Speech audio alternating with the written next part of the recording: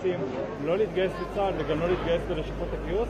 וצריך להגיד שהמסר הזה כמובן, והמחאות שראינו בשנה האחרונה, הגיעו אלו שיצאו לקרבות בעיקר מפלגים קיצוניים יותר מהפלג הירושלמי. כאן אנחנו רואים הצטרפות של המיינסטרים עצמו.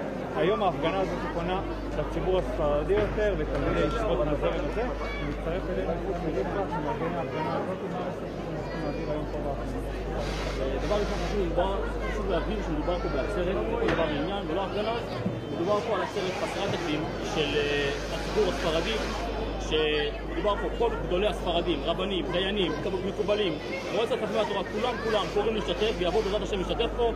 יש גם אלפים שנמצאים בדרך, כל עם ישראל מצטרף איתנו פה, ישיבות וכוללים.